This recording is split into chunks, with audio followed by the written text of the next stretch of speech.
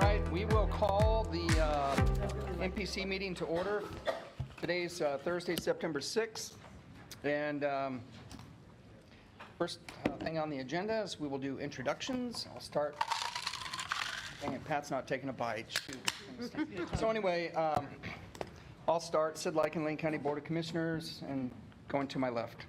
Pat Farr, Lane County Board of Commissioners, drinking a glass of pure water out of the faucet. That's what we should all do. Thank you. Dan Hurley, Lane County Public Works Director. Kate Reed, Lane Transit District Board Member. Gary Wildich, Lane Transit District Board Member. AJ with LTD, General Manager. Patty Giannoni, City of Coburg. Ann Hayes, City of Coburg. Brenda Wilson, Lane Council of Governments. Bill Johnston, ODOT. Franny Brindle, Area Manager, ODOT. Tom Boyett, City of Springfield. Christine Lundberg, City of Springfield. Hillary Wiley, City of Springfield. Mark Schoening, City of Eugene. Claire Syret, City of Eugene City Council. Lucy Venice, Mayor of Eugene.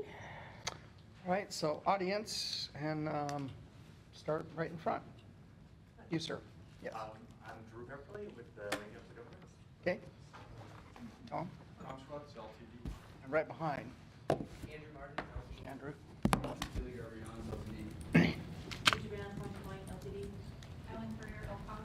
Kate Wilson, Elcog. Paul Thompson, Elcog. Kelly Clark, Elcog. Dan Hughes, Elcog. Jeff Kern, City of Coburg.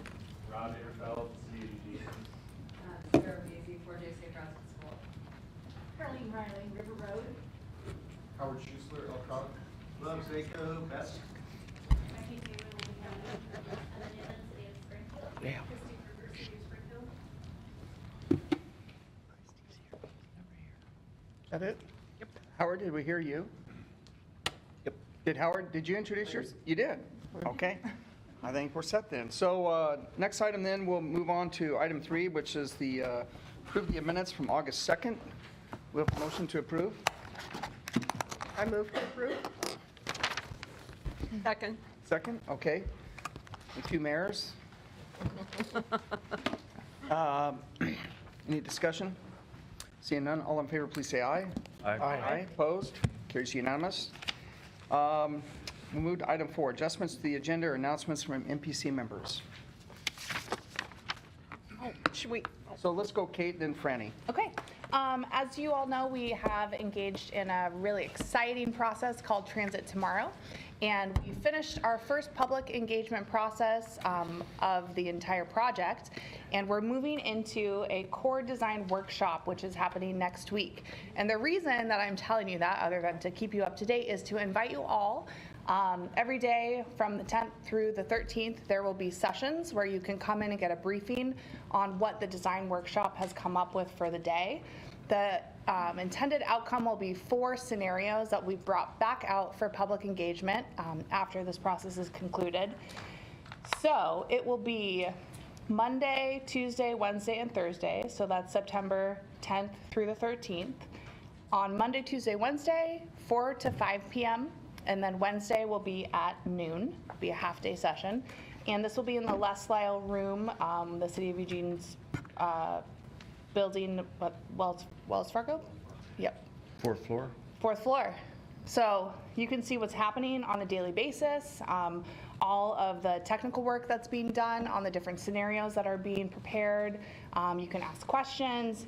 You can get all the information that they'll have on a daily basis. Obviously, the last day or the Wednesday 4 p.m. session might have more information than the previous 2 days, but you're more than welcome to be there every day that it's happening. So if you want more information, please email us. We can get you out a calendar invite for that. Thank you. Thank you. Franny? So I just wanted to mention that we've had a very busy construction season on our major thoroughfares in the Eugene area, Beltline, Head Paving, and we're going to begin beginning work on I-105 bridges on the way into downtown, the Jefferson area. And so we have been doing a lot of outreach with our partners in the county and the city, and also with LTD, Point to Point, which has been very helpful.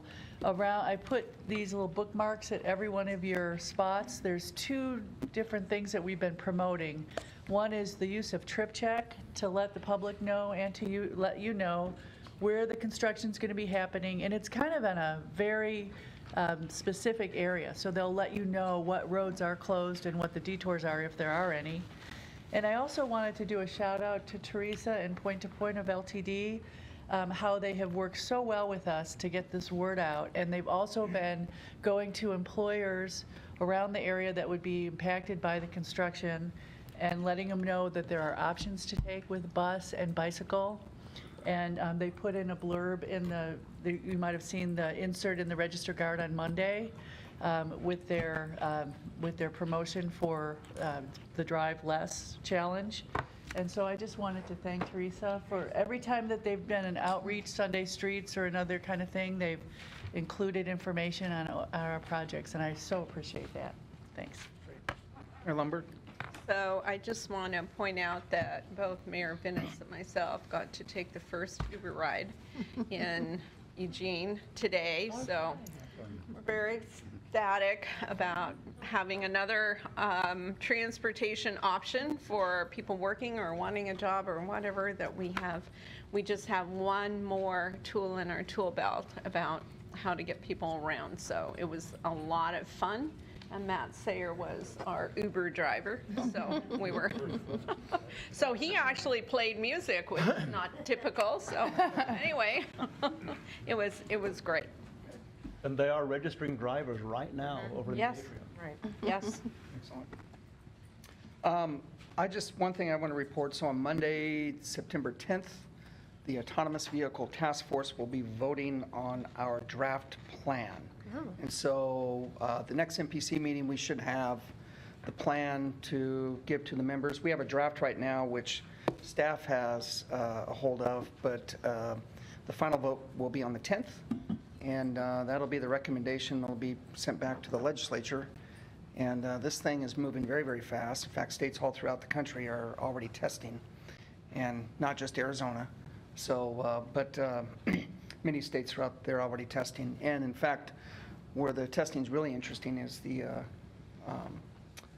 semis, commercial trucks. And they're a big pusher of this, by the way. And so it's going to be pretty interesting. So expect testing to be happening in Oregon, I would say sometime next year. And they're going to identify places where to. Of course, University of Oregon actually has a good program here locally. So maybe it may end up here. I don't know. Not sure at this point in time, but we'll be voting on that on Monday, and it should be pretty interesting. So it's a pretty cool process to be involved in. All right. Anything else? Okay. So we have comments from the audience. I have one person signed up. It's Rob Zako. I won't ask. Thank you, members of MPC. I cannot tell you how happy I am to be here. I am to be here. Actually, I'm really blessed to be here. And on a different topic, I want to talk to you about BEST's renewed commitment to safe streets and preventing fatalities and life-changing injuries. Thanks to a grant, we're able to hire a new Safe Streets coordinator, and we've been interviewing people this week. We've got at least 4 finalists who are really exceptional young people. We've been working with your staff, and the idea is that BEST is an NGO, and the Safe Lane Transportation Coalition and your various jurisdictions can collaborate with each other and complement each other. We can do more around public engagement and public education. Of course, you're doing work around engineering and enforcement, but we're looking forward to making sure that crashes, when they do happen, and sometimes they happen because when executive director is overworked and tired and distracted and crashes his bicycle, are not fatal or life-changing and will heal in time. So again, really happy to be here, very blessed, and thank you. Keep up the good work. Thank you, Rob. We're glad you're here as well. Thank you. Wow. Okay, so we'll move on to the MPO issues, and first is item 6.8, Title IV Environmental Justice Program Plan Update. Ellen, you're up. Thank you. Thank you. Good morning. We are here to talk about the Title VI Program Plan Update. We brought this to you and had a public hearing at our August MPC meeting. This plan outlines the procedures and policies that the MPO adopts to prevent certain populations being adversely impacted or not being included in public participation. So it talks about the ways that we reach out to these communities and the ways in which we form our policies so that everyone in our community receives similar benefits. We had a public hearing in August. We did not receive comments. Public comment period was open for 30 days and did not receive comments.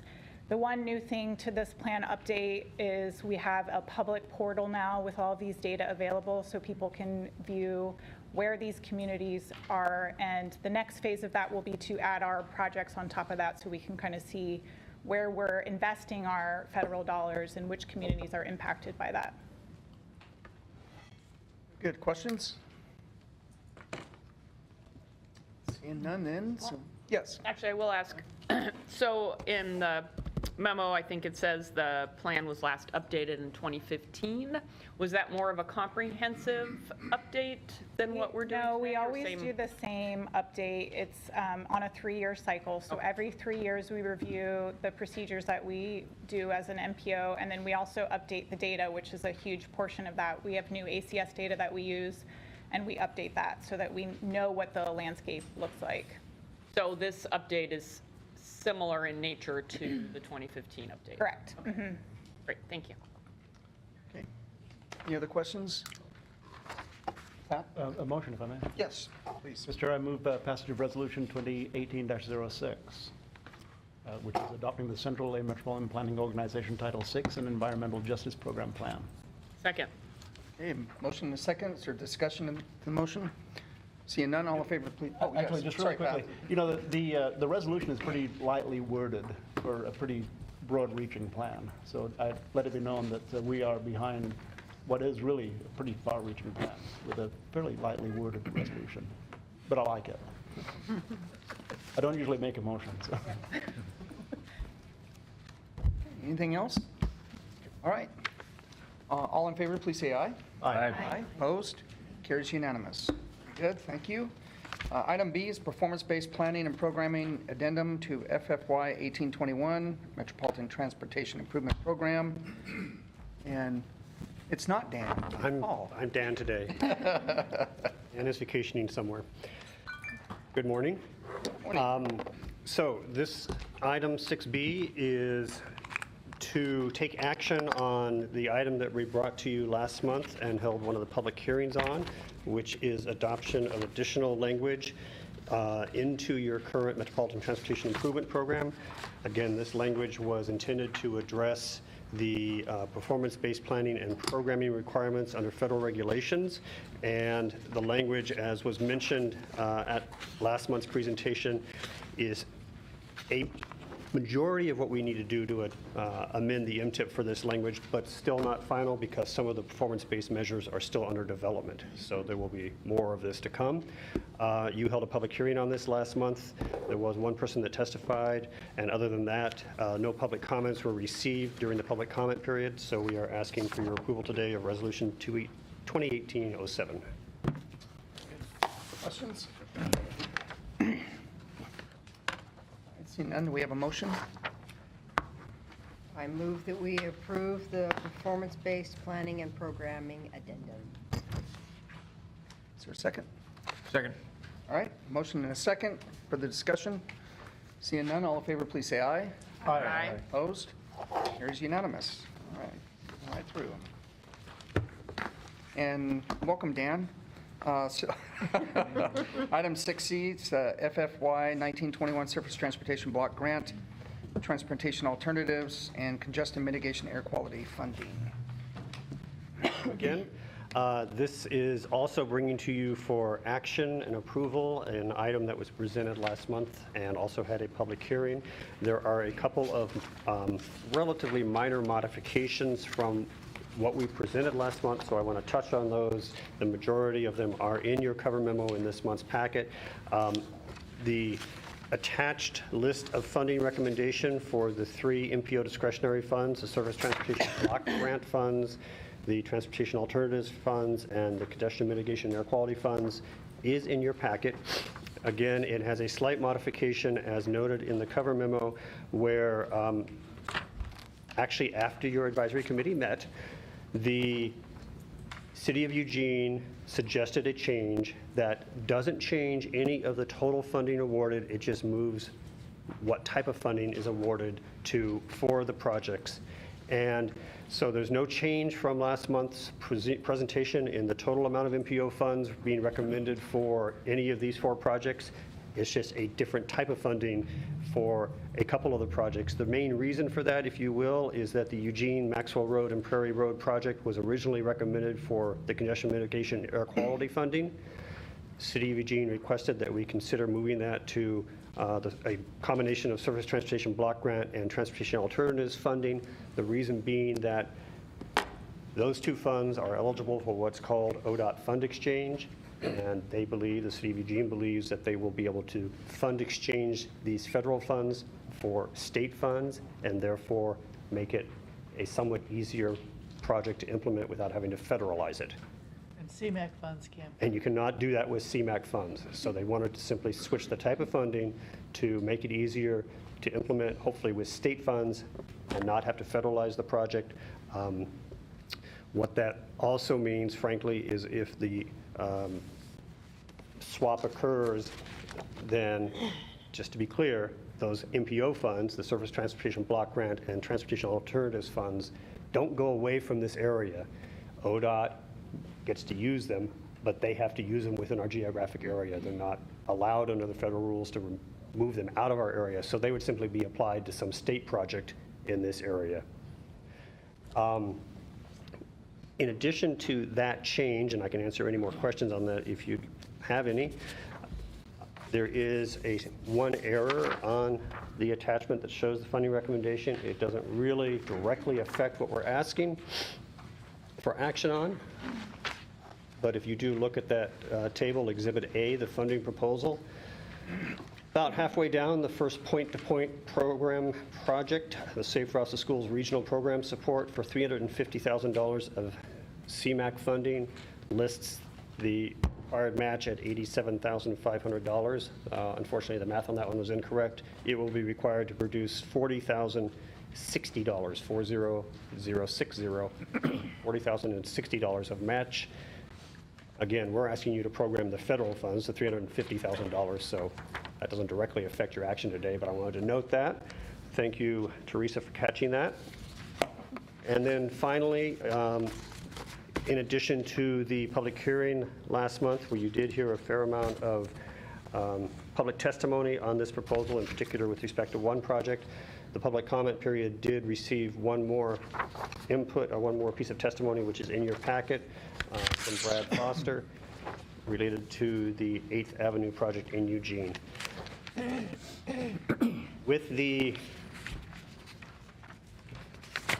modification to the map shown on this, and the other modification I refer to is already shown here, we're asking for your approval of Resolution 2018-08 to program these funds. Very good. Questions? So I don't have a question, but I do have a comment, and it's not necessarily related to this. But because the many leaders of United Front are at this table, I'm going to implore you all that you have surface transportation as a top priority when you go back to DC. Because either we're going to continue to have the ranking member of transportation, or we're going to have the chairman of the House Transportation Committee. Either one. And either one works out great. I mean, believe me, he does well, whether it's Republicans are in control or not. So I'm going to implore you, because it's titled Surface Transportation Block Grant, I'm going to implore you, please, United Front, this has got to be one of your top priorities when you go back. And I think there's going to be a lot of momentum. And so that's all I have to say on that. But I would hope that this is something that's going to be discussed and carried back to DC when you go back, whenever it is, March or who knows, February, whenever the date is. So that's all I have. Mayor Lumberg? So hopefully the next time we go back, the first thing I say when we sit down won't be that you guys need to come up with your own money. Yes? I mean, I'm sure I heard that correctly. So I'm hoping that attitudes, and, you know, yes, that we will advocate as heavily as we can. But it was quite quite a moment to hear them express it that way. That was a concept that fell flat. Any questions?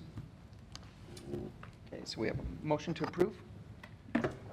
I move we approve Resolution 2018-08, amending MTIP to program funds with the notes included that Paul mentioned before. Have a second? Second? Further discussion? Seeing none, all in favor, please say aye. Aye. Opposed? Carries unanimous. Okay, Dan, you just stay right there. I will. All right, so item D is amendment to the Metropolitan Transportation Improvement Program, LTD request to program STBG funds. And Paul? Again, this is an item that was brought to you last month for a public hearing and public comment period that's been open since then. This is an amendment to one project in your current Metropolitan Transportation Improvement Program. As was explained last month, we had originally programmed congestion mitigation and air quality funds for a lane transit district project that we believed it was eligible for CMAQ funds. However, ODOT pushed back on that, and rather than pursue that further, that debate with them, we decided that it would be easier to just simply swap the type of funding. So this is asking for your formal approval to do that, to change the funding source for the Lane Transit District project from the CMAQ funds to the Surface Transportation Block Grant funds. And as was described last month, those CMAQ funds are back in the pot of what you just approved. So actually, for what you just approved to work, this needs to be done also. You held a public hearing, and there was a public comment period, and there were no comments from the public received. So again, we're asking for approval today of Resolution 2018-09. Questions? So this, if you remember correctly, this is the one, Edward did a nice job on explaining this at the last meeting, and see no questions, we have a motion to approve. I move we approve Resolution 2018-09, amending the Central Lane Policy Planning Organization's Metro Transportation Improvement Program. Second? We have a motion and a second for the discussion. Seeing none, all in favor, please say aye. Aye. Opposed? Carries unanimous. All right. Item E, ACT survey. Just step away and come back as Paul. Oh, yeah, now you're Paul, so, okay. And actually, Brenda and I are going to tag team this, and I'm going to let her lead off. Oh, nice. Mr. Chair, thank you. As you know, the Lane Council of Governments is the Central Lane MPO, and because of that, I am technically the Executive Director of the Lane Council of Governments and the Central Lane MPO. So I'm the MPO's representative to the ACT, and that's why you sit on the ACT. So we have received this survey, and we will be responding as the MPO, but I wanted to check in with the policy board to see whether or not you had any input on behalf of the MPO before we submitted our responses to the survey. And so the survey is quite long, and for those of you, there are a couple of you who sit on this committee who are also representing your jurisdictions on the ACT, and so you would have received a survey too. But we pulled out some of the questions that we think are relevant to our seat on the ACT. So those are listed for you in the memo, and we'll go through them one at a time. We have some comments and some thoughts about our responses to those questions, but if it's okay with you, we'll just go right down the list. And I'll add to that as background.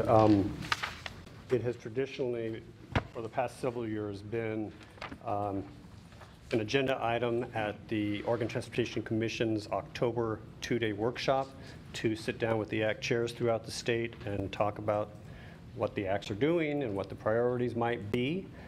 I'll remind you that last time, for the first time ever, the chair and vice chair of the Oregon MPO Consortium was invited to participate in that discussion representing the MPOs. This year, they're doing something a little bit different at the OTC annual workshop in October. From my understanding, in talking with ODOT staff in Salem, the agenda item this time will be the future of the ACTs. In other words, not so much what are the ACT priorities, but what are the acts going to be? What's the future of the acts themselves? I specifically also asked if OMPOC representatives, MPO representatives would be invited to participate in that or any other part of the workshop. I was told, no, not this year. It's a public meeting. You can certainly come, but the MPO representatives won't be at the table. So this is one of the best opportunities for the MPO, this MPO, and other MPOs that sit on acts around the state to have input through this survey.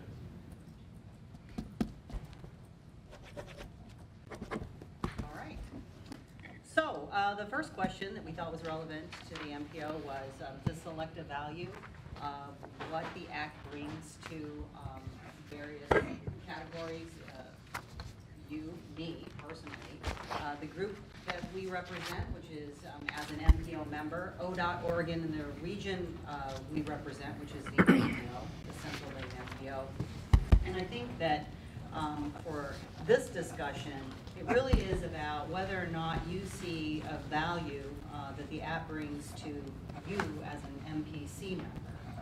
So if anyone has any comments or thoughts about that, I appreciate that. You can see Commissioner Likey smirking a little bit over there, but. So did you ask if it is a value of this to us personally? Yeah, I'd just like to hear your thoughts before I respond as the executive director of the MPO, since you're the policy board. Okay. The only thing I'd say is that, I've sat in on ACT meetings as a non-member.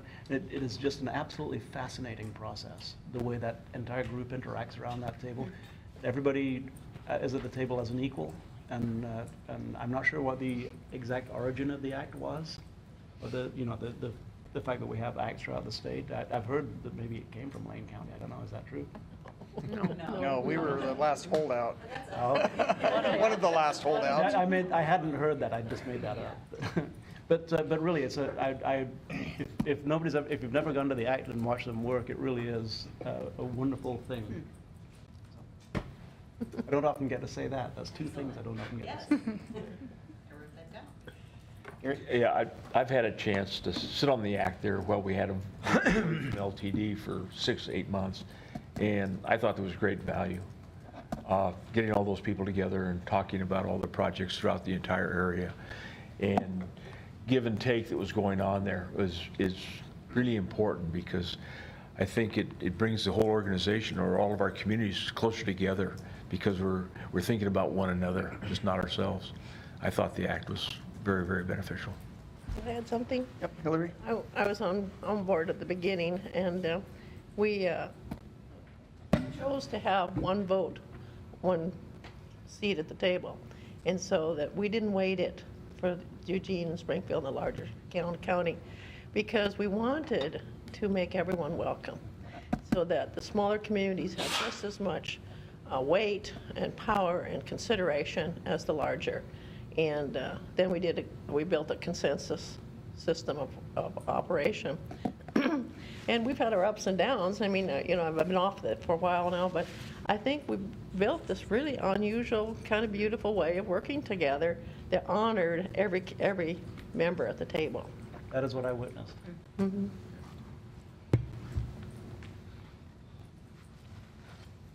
Okay, great. Moving on.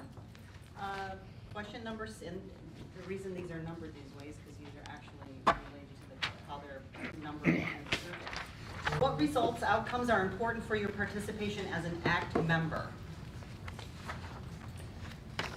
And for me, I think that it's important that the MPO has a voice in the region, and that voice is actively heard by the OTC. And that the policies, decisions, and directions from the MPC, from you as a policy board, are being relayed to the recommendations that are going to the ACT. There has, you get new people and they cycle on and off, and a lot of, not a lot, but I've heard a lot of comments about people that are uncomfortable with the MPO having a seat at the table. We are one of the largest transportation partners in the region, and we need to have a seat at that table for many of the reasons that were brought up, where everyone's an equal, where we're all working together to make our transportation system better in our region. and the MPO needs to be a partner at that table. Anyone have any comments or thoughts about that? I agree. I've had the unique distinction of chairing both. And I think you stated that just right. And it'll be interesting to me because I'm glad to hear what people have observed from the act, because I think when you're there, is on a constant, you kind of are engulfed in the information and don't really get to sit back and see how it works as much. So that's good to hear the observations. I'm glad we're going through this exercise, because what I will tell you is when I've heard from chairs throughout the state, they're really grumbling.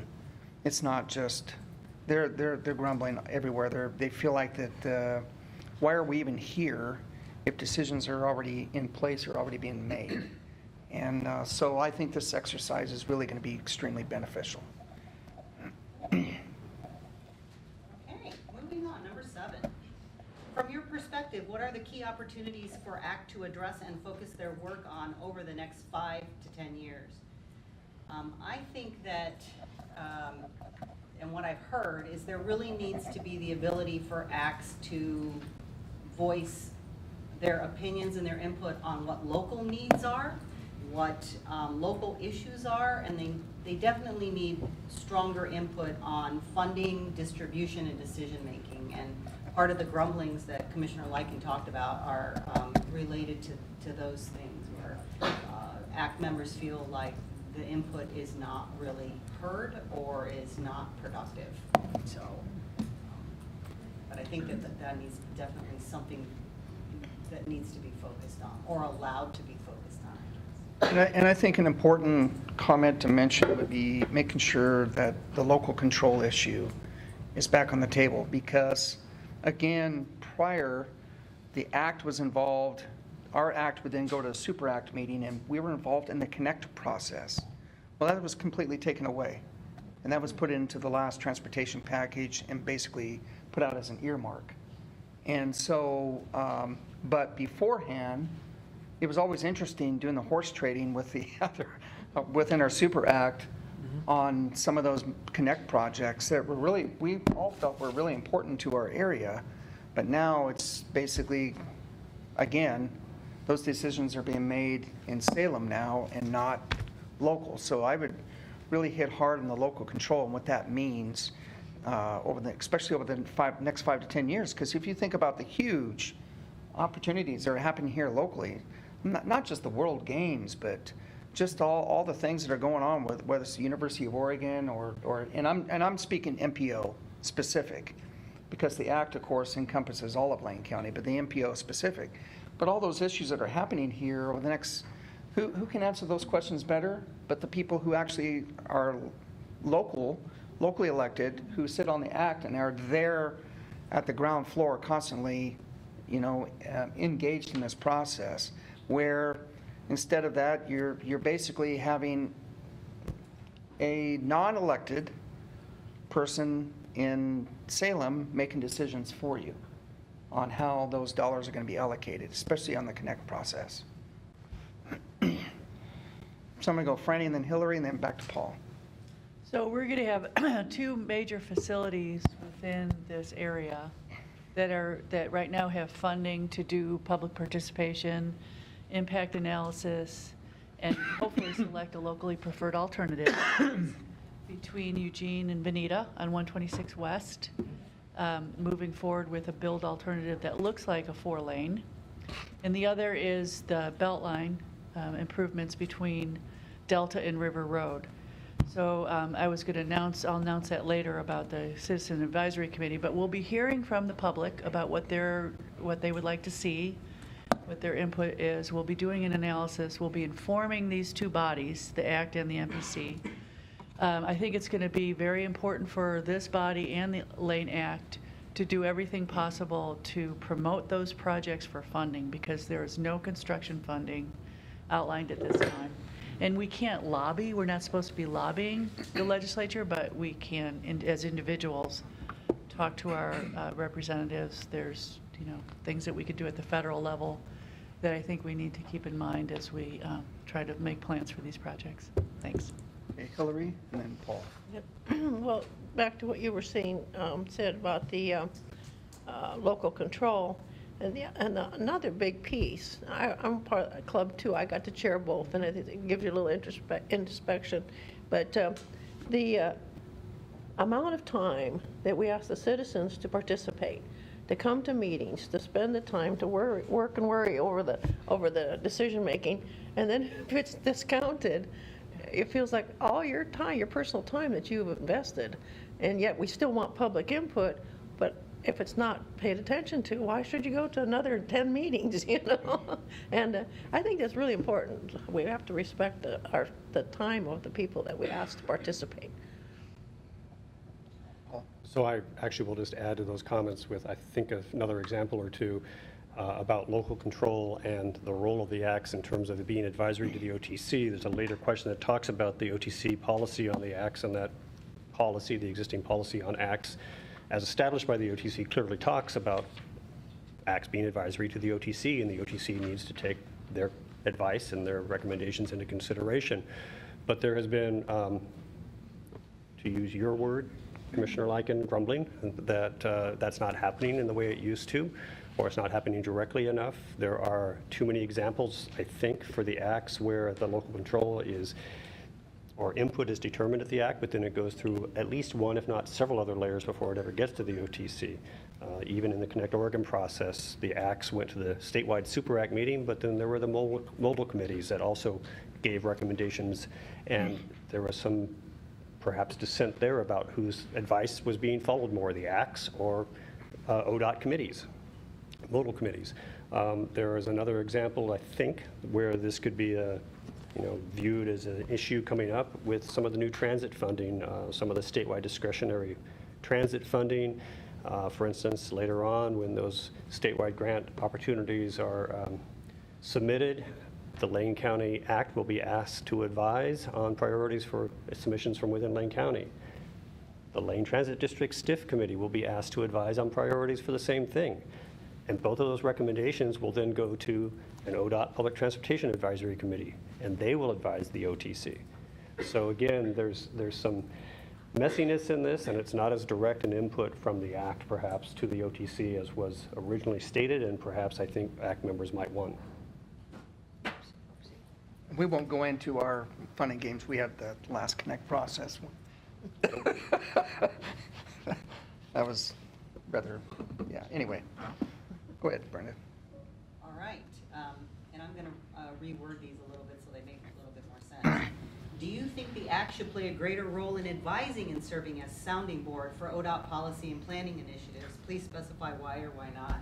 And I think it's along the same vein of the discussion that's going on, is that the advice or the recommendations that come out of the Act need to be truly considered. As Councilor Wiley said, people spend a lot of time and effort going through the materials, learning about these different processes, and when they provide advice, as this question is worded, people want that advice to be heard. And part of the grumbling is that that advice is not being heard. And so I think in this particular situation, yeah, the acts need a greater role, but that advice actually needs to be heard, and it needs to be communicated correctly to the actual decision maker.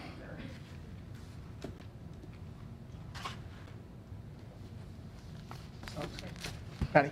And I would say that, because one of my first experiences on the Act was prioritizing a bunch of projects and then putting them forward to wherever they went. I'm not sure if it was ODOT probably or where. And everything was changed, but we got nothing back. And so when you advise and it's communicated out to the whoever decision makers are, if you don't get any response back, you get really frustrated really quickly on giving advice, because it feels like, even if they say they heard, you don't feel like they heard. So it's a two-way communication thing. Communication. Okay. All right. would it be a good use of ACT resources to develop area strategies? These area strategies would be derived from local transportation system plans, TSBs, and facility plans, and would serve as a basis for prioritizing investments in the future. Area strategies would include prioritization across modes, as well as include the entire transportation system, whether state or local systems. So here's where my personal opinion would come out. I would think that this would be nearly impossible. The amount of staffing that the ACT members would need, staff bring recommendation to this body. You have professional staff that are meeting on a regular basis, that are going through everything. Some of our ACT members don't have that, and they do not have access to that. So asking the ACT as a body to make these type of prioritizing investments, which is more about whether or not, whether you like a project or not. It's about funding, as you can see. It can be very complicated. The readiness of a project, local input. It would be nearly impossible to ask that of the ACT members. They just don't have the resources available to them. And then, as Brenda and I were talking about these yesterday, another thing that occurred to me on this question is, it says would serve as a basis for prioritizing investments. That's very vague. It doesn't say the basis. And so it leads right back to what we were just talking about. A lot of work could go into this. It would be very difficult. It could be possibly impossible, as Brenda said, to really achieve this. And then what would it mean? And if it's just a basis, and yet there's going to be other processes attached to each funding source as they come along, how much input would this have? How much meaning would it have for all the work that would be necessary to try to achieve what they're suggesting? And I think, and I'll go to Christine, but I think you really hit it very well. And this is the balancing act that even myself as chair, or even Hillary as chairs, we represent the urban core. The balancing act on the act is making sure that our rural communities are heard. And you said it perfectly. Eugene and Springfield probably have the staff to maybe focus in on this, but there's no way Junction City could. Or I'm not going to speak for Coburg, but I doubt it. And so, and that's the really, so I'm glad you framed it like that, Brenda. I think that really framed it well. And because the act is all of Lane County and not just the urban or the MPO itself. So, Mayor? I see it exactly the way you see it, as, trying to figure out how to do an area strategy for everyone from Oak Ridge to Florence. Is we all have our own strategies and priorities, so how do you put that in the room to try and figure out how to make it an area strategy? So it's from just from the staffing and how much time that would take, but it's also from everybody who comes from individual communities. I mean, I'm the alternate on ACT, and I hear plenty about how it only kind of works. Now, the bottom line is they have what they want to get done, and they're looking for the dollars to do it. So trying to get everybody to sit down and go, this area and this project and this this is, I'll agree that that's more important than what we need in our community. It just doesn't work that way. So I was trying to figure out how you would even manage to get the basics of strategy together, let alone a cohesive strategy for the whole area. It just totally wipes out having any autonomy about what you want to do in your own community, because your strategy may not end up anywhere on the overall, and that would create hard feelings probably on a lot of fronts. So no, that's not a good idea at all, I guess. My perspective. Let's admit that as our answer. Not a good idea at all. I don't see that on the survey. Oh. Well, yeah, there is a comment field. We could. well, I've Oh, go ahead, Hillary. I've got to add something. It's, and all due respect to my mayor, anyway. You have to, if you're going to work together, everyone has to get something out of the deal. You have to respect what everybody's requests are, so everybody gets a little bit here and a little bit there and something for the city. And of course, our projects, bigger areas are more expensive, but as long as everybody's getting something out of the pot and have contributed into the discussion, that you can all work together. And I continue to support that mode of a community working together, but you do have to honor, like I said, every single community so that they receive something for their work too, and their community is paid attention to. I think that's the biggest part. We have to pay attention to our smaller communities. Anyway.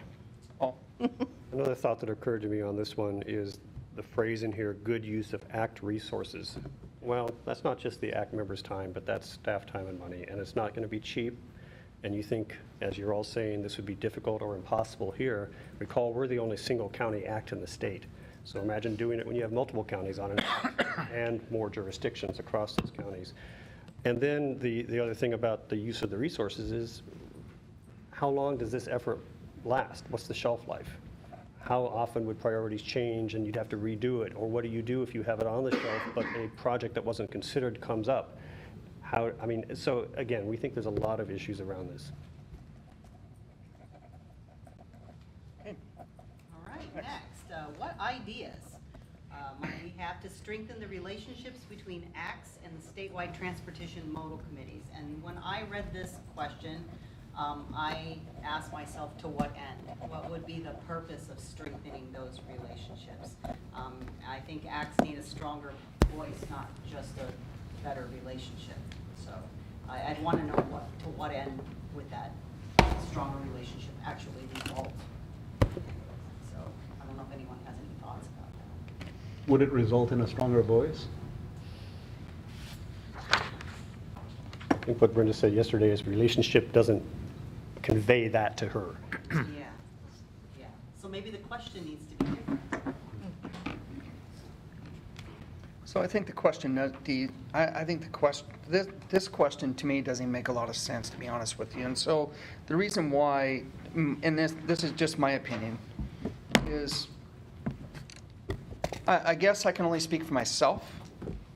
So being on the MPC, being on the ACT, and even in the roles as chair, I was fortunate enough to have relationships already established in different areas, not just in Salem, but throughout the state, in a very close relationship with the OTC chair. And so things like that, well, the OTC chair is going to be termed out in, I think, June of next year.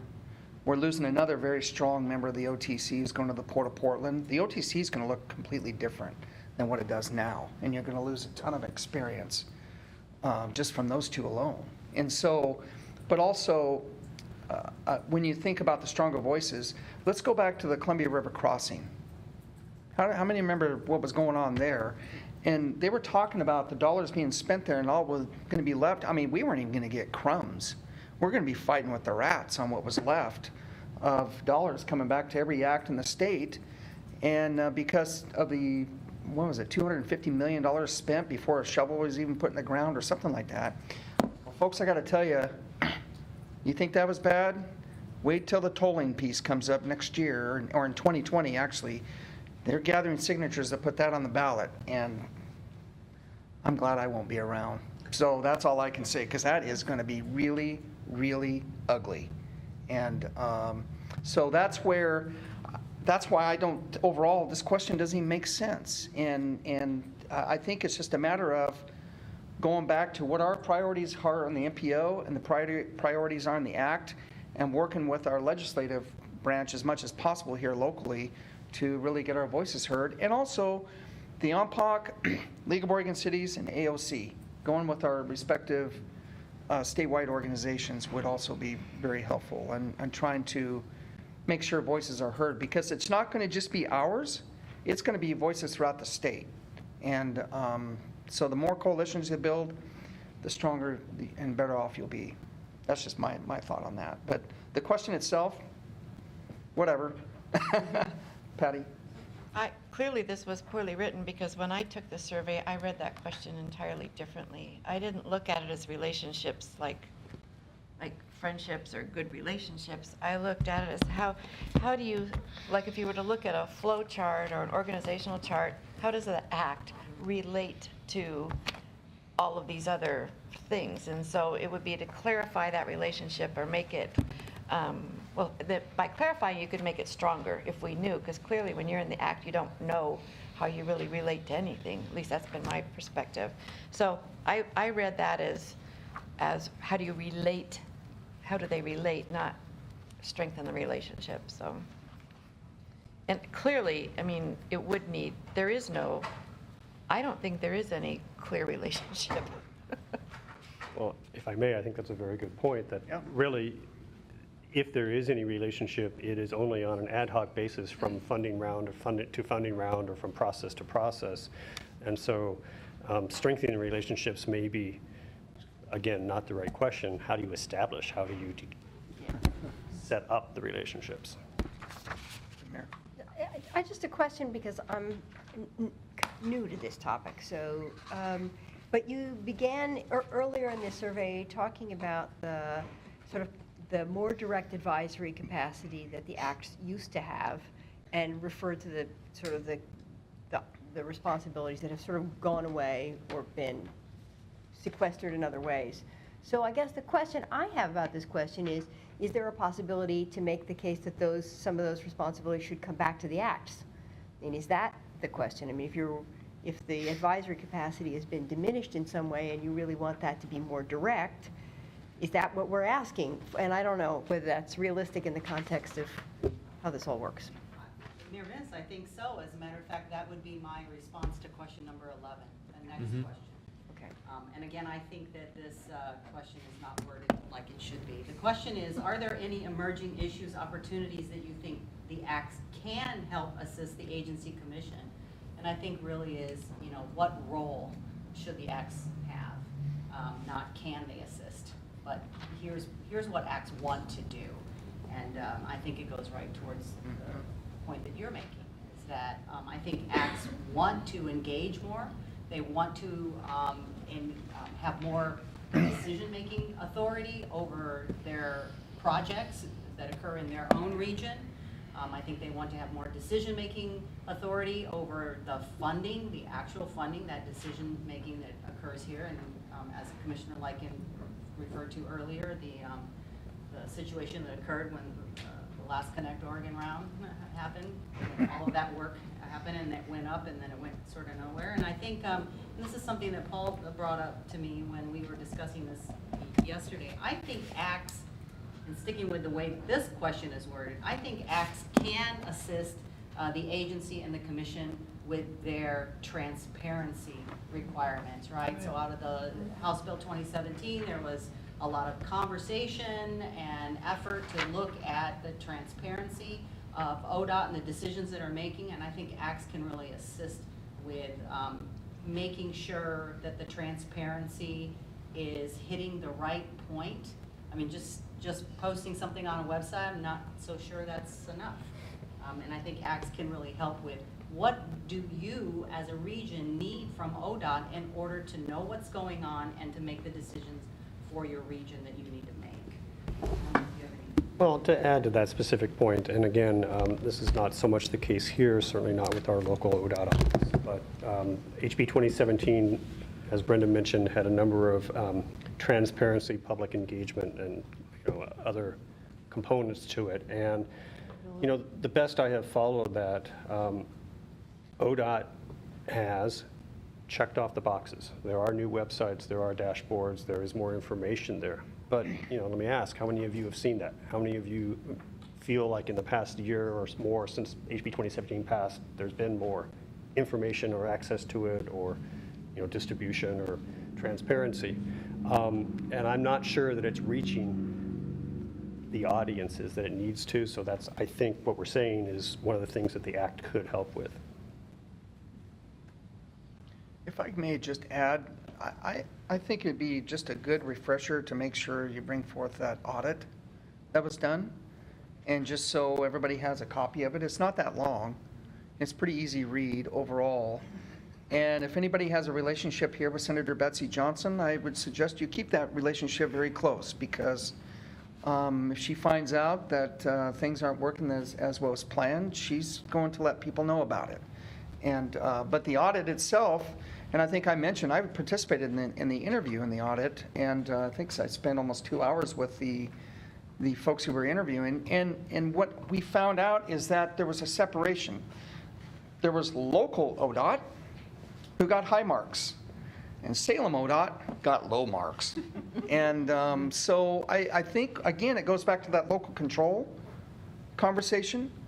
All the folks who were interviewed talked about their local ODOT offices were great to work with, but Salem ODOT, that was a whole different story.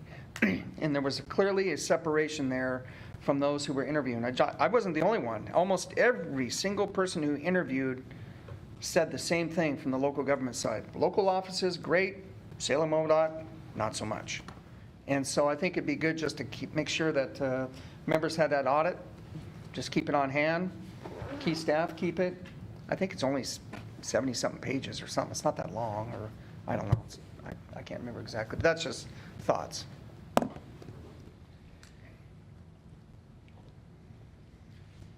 right, question number 16. Please rate how much you agree or disagree with the following statement. These are dangerous questions. The engagement from the Transportation Commission is sufficient. I didn't understand this question either. I don't know what the engagement from the OTC means. I think, I don't know what that means. Engagement from them. It's really engagement to. Or with. Or with, yeah. Paul? So I'm going to add to that, and it also overlaps with the next question about review of the OTC's policy on the acts, because one of the things that really stood out on me when I was thinking about that is specific to this engagement from the Transportation Commission. So if you look at the OTC's adopted policy on acts, Section C says role of the OTC. And I'm going to just paraphrase a few of the things that the OTC is supposed to be doing. The OTC role includes designating one OTC member as the liaison to each act, encouraging the OTC liaison to attend act meetings, facilitating communication between the OTC and the act, describing expectations and adequate lead time when requesting input from the act. I'll let each of you who served on the act think about that, but I don't think we've had an OTC member. Okay. So. No engagement. They were not invited. So I would like to see somehow or another the OTC, for those of us that have testified to them, is there's never a familiar face in the crowd, that we have brought forth numerous folks that are quite qualified, and I feel comfortable would be advocating for us when all of our work gets to them at that, because they are that final say over it. And I just don't have that sense anymore, because however they're being chosen, if I was to make a recommendation, is that's a more transparent, how they go about doing that. And that even if it meant changing the membership or something of the OTC itself, so because then maybe they could get at that we have an OTC member that represents, is familiar with the act here. But right now, it's not warm and fuzzy, it's hardly, you just don't know who it is that's on the OTC anymore, and I don't have a lot of faith in how they have to go about doing their business. And I will just add to that, I didn't think of it until you just were making these comments, Mayor. If you recall, HB 2017 also required the OTC to establish a new advisory committee to itself. I forget the exact name of that committee, but it's a statewide, very small committee with a few ODOT staff and a few appointed people, and that whole process just happened, and we tried to have more engagement and perhaps a member, and again. And frankly, even though I try and follow this stuff very closely, I haven't seen any mention of that committee or its work, and Franny? So there's a body that they're supposed to be taking advice from, and we don't even know how to talk to them or what happened. Well, I remember, when we had I think our last representative was Pepe, and that was 10 years ago? Frohnmeyer. I yeah, forgot, yeah. And he wasn't on very long, but he was a good person. He would interact with us really well. And I remember one time, way long ago, too, the OTC had a meeting and a dinner where you could sit down at a table. They put one OTC member at each table, so you could get a chance to get acquainted and visit and everything.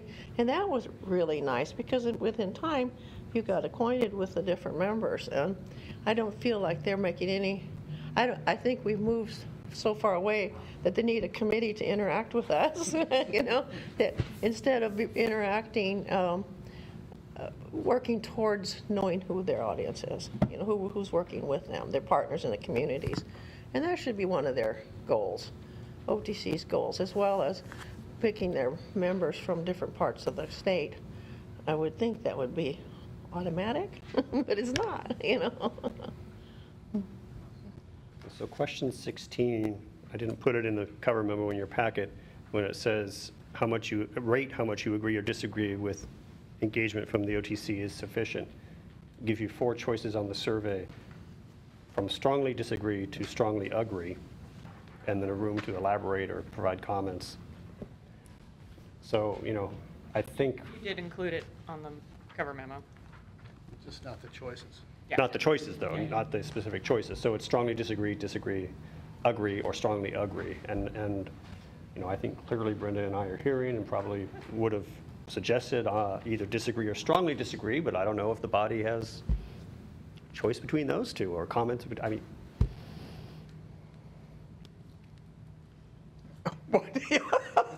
Claire, go ahead. I would move for strongly disagree. I second that. Okay. That's what we're hearing, yes. elaborate on the answer. Yes. Formal motion. No. And I think we've pretty much covered number 17. I think that it would even help if the OTC was following their own rules on the role of the OTC. Can I, because I kind of saved mine because it has to do with the membership, is when we first formed the ACTS, it was in response to particularly the smaller communities feeling, how the heck do the projects that move forward get picked? And it was the county commissioners that picked them, and there was 2 different bodies, the rural committee that picked the priorities, and then the MPO that, when we sent them forward. And so I don't think that the smaller communities felt like they're being represented. It goes to the county commissioners and then suddenly goes up to the OTC. So we formed the ACTS with the idea that everybody would get a place at the table. And then sooner or later, I'm starting to, maybe it's because, the mayors, we get to hear other mayors a bunch, is particularly the more rural mayors would be going, how come there's so many people from MPC? There's everybody that's on MPC, they get to be on the ACT, and then they have a whole nother representative from MPC. So that was one issue. And then it actually came up that what we need is a separate, and I don't even want their rural, anyway, RPPOs. Yeah, that they get to pick their own projects. And I thought, okay, that's where we were, was you pick your own projects. So, but and I don't know where that is now, that sort of seems to have calmed down, but there was a lot of discussion around we're not being equally represented at the table.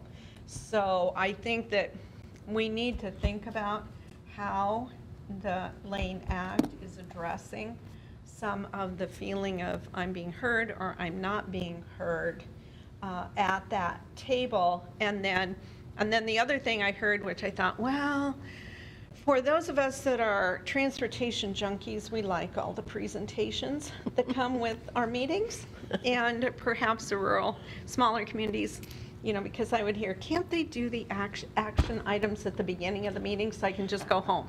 So I thought, okay, so I don't know if I think that all filtered to the Lane Act at some point, but that was one of the things they thought that for some reason I was going to forward these deals for them. But so there, I think, some structural things that particularly for very small communities, and they drive all the way in at the end of the day, and they're hearing lots about transportation that they may or may not be interested in, and then there's 2 action items, and they're at the end of the agenda, and it was starting to become a problem with attendance. So those are just some things that I do think as an act that are worthy of discussion, is if there's a sense that we want to split off the smaller communities or the rural communities, you know, where did that come from? The whole point of making an act was to not have that come about, is to address that, address maybe how the meetings go, and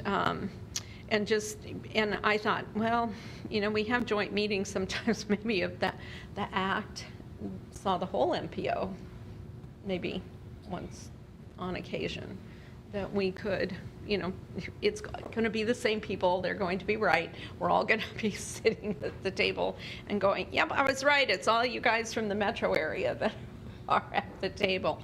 But to address that part of how the our act works, because it's something that I don't like to hear, is that sense of we want to split off, or we're not being equally represented or something like that. Hillary? Well, you know, something I think that does rankle the ACT people is that when the ACT does their recommendations, the MPOs comes first. You know, and it's just like, why doesn't mine count? You know, the ACTs, I think people feel. And so they had to put theirs underneath or fit in to what the MPC recommendations are. So the MPC recommendations come down to the ACT, and then the ACT's recommendations have to fit into that. And it's kind of a feeling of being discounted. And I think it contributes to this we don't matter feeling. So just to clarify, that's not the order that the MPO puts the projects in doesn't change. It could be, they just have to be inserted into the ACT project selection. Right. So the ACT could actually put projects above, in the middle, below, but they just can't change the MPO order. That's my understanding. That's correct. So if the MPC wanted to rank 3 projects, priority 1, 2, 3, the ACT can't make your 3rd priority number 1, because there's reasons that you did that. It could be funding, it could be project readiness, it could be match, that sort of thing. What the ACT can do is they can make all of the MPO's project last, but they still have to be in that order. But and there is grumbling about that. You're absolutely right, but I think it's a misunderstanding. And I think if the city of Junction City, for instance, had 2 projects and they ranked them 1 and 2 for whatever reason, maybe one was ready to go and one wasn't, I think they would have a problem with someone else switching them around when they've already had all that public input and consideration. And it's the same reason. So I think maybe just more explanation might be helpful. Yeah, but that's what builds that kind of antagonism feeling. Yeah. That we're not as important as, you know, that feeling. So. Can I say something about, I just got this from Matt Garrett yesterday at 4:45, and I didn't even have a chance to look at it, but when you brought up the McKinsey report and the committee that was formed, he just sent out an email that talked about OTC inside ODOT and the OTC website that has these same things. But I wanted to, and Matt laid out 7, 9, 8 different things that were required that we report on the McKinsey report and do action on. So of them, the one is about number 6, review and update our key performance measures. Together, the OTC and the new Continuous Improvement Advisory Committee, that's what it's called. We reviewed and updated our key performance measures. We're now working with the Legislative Fiscal Office to complete the required process for adopting them and going forward. The quarterly report will monitor our progress. You know, what he didn't say and what didn't sound like happened is those performance measures were not shared with us before they went to the legislature. Those kinds of things I think would have been helpful. So you weren't aware of the work of the CIAC on that? I wasn't aware of it. That illustrates what I... Yeah, so I will take that feedback back for sure.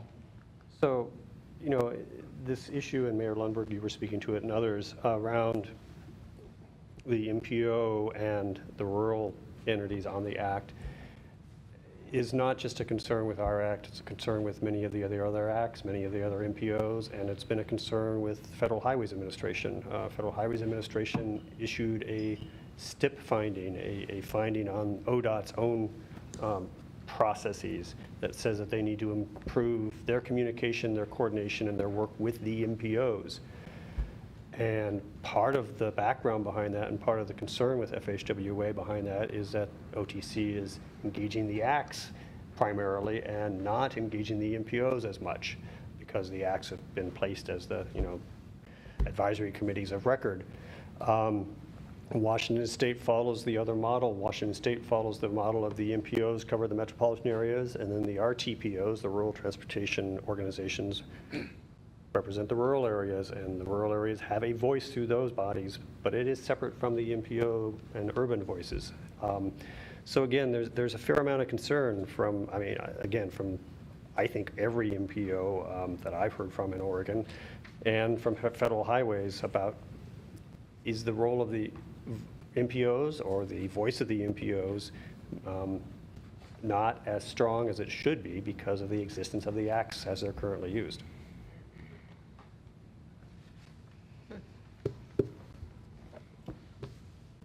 Okay, last two questions, we'll kind of combine them together. What is going well with our act right now, and what are the challenges that our act is facing right now? I think Mayor Lundberg has hit on some of those points. I think one of the most beneficial things of the act is what Mr. Wildish mentioned earlier, is that we get people together and they engage and they get to know each other and they make connections and they work together. And I think that that is really important for our region because those relationships can work in other areas too, just besides transportation. I think that those relationships are very valuable. Our ACT members strive to meet monthly, whereas some of the ACTs in the state meet quarterly, not as often. And I've heard ACT members like the information, and some of them don't like the information items. They want those action items up easier, and we've worked with ODOT to address some of those things. But again, that the input and the time that it takes to develop that input and those recommendations doesn't feel like it's worth it to people, and therefore we have a very difficult time recruiting new members for the ACT. And I'm not talking about the representatives from the jurisdictions, but the modal representatives, the other individual stakeholders. We have a difficult time. We have a hard time getting members to attend. We often have to send out a notice that says we just need one more person to meet this quorum, and the feeling that the ACT really isn't doing anything. So I think that those are some of the challenges that I've identified, but I'd like to really hear from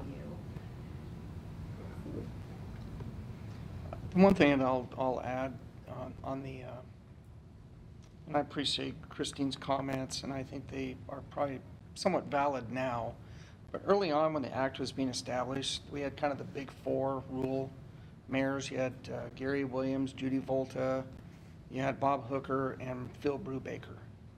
And that was a lot of experience, by the way, in rural mayors. I mean, this was a lot, and all were engaged in the Oregon Mayors Association. And those of us who've been around a while remember a mayor on the coast by the name of Shirley Kalkoven. Shirley had a town, was mayor of a town, I don't even think had 1,000 people. When it came to transportation issues, she may have carried the biggest bat in the state. And I'm not kidding you. And if anybody ever interact with her, you'd know they all listen to her. I mean, all those legislative leaders. And so my thought on the act is, especially for the rural communities, is making sure that when you have somebody like, I'm glad Patty's engaged from Coburg. It's great because you've been consistent and it's been really good. But I got to tell you, some of the other communities, there's a lack of consistency. And I think what happens is that their voice gets lost. Where before, I mentioned those 4 names, they were the driving force of why this act was created in the first place. And then when you had Kitty and then myself, when we were mayor, when we said yes, it was like, I mean, but those 4, they carried a huge voice and to get this act established. And now, I think that's the part that's missing from the smaller rural communities, is that the lack of consistency from their electeds and trying to get them there. I mean, I'm glad Mayor Henry is now engaged, and that's good to see. I don't know how long he's going to remain mayor. I mean, I have no idea, but I think that will go a long way, and is making sure you have that really consistent voice from each of our rural communities, and that will, and to me, will help the act's voice as well. And so that's my thoughts on that. I think is just making sure we have a consistent voice coming from each of our communities will really help move this thing forward.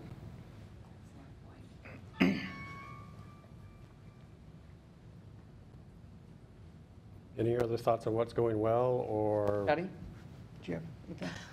Or, just to piggyback on what you said, I think, given that Lane County is so huge, like the state of Rhode Island, I understand, in square miles, I mean, I personally would never have the opportunity to go interact with somebody from Oak Ridge or from way down on the coast or wherever. So you're right, building those relationships has been really good for me personally, but I've also got to learn about a lot of these communities that I knew nothing about what was going on there. I've driven through, but I don't really know about the communities. But I think if I had to drive from Oak Ridge to here every month, it might be a different story. It's easy for me to be consistent because really I live so close. So what would make me drive from Oak Ridge? I think probably a real clear purpose of why I'm there, a real understanding of how I could have an impact. Because personally, I like to volunteer my time where I think I might make a difference. I don't just want to show up and have dinner, because I can go out to dinner if I want to do that, even though the food's great. So I think if we get the role of the act cleared up, and if we take time in the meetings to really draw people out in the conversation, I think it would really grow from just that. I know if I was going to drive, I'd probably want to have a minute to talk about something about my community. And I would want to know that if we reach consensus and we're doing something, that's going to make a difference at the next step. Not just, like, do you all agree? Yeah, we all agree, but we don't know what's going to happen from here. So it's just not clear. I think the purpose just isn't quite there. You show up because you're afraid not to. You might miss something, but you don't really know why you're showing up. So that's my 2 cents. And frankly, I might take that a little bit further, being Brenda's designee and sitting on the act as a member, and many of you, and I think Rob's still here. Yeah, there he is. He's a member of the act. I think it was just a meeting or 2 ago where we heard from one or more of the rural members that, gee, it's nice that ODOT gave us these information presentations, but they didn't ask for our input on a funding decision or a process or anything. We got information, but we weren't involved in. So, I think it's hard to maintain the interest in driving that distance and being consistent if you don't feel like you're giving input.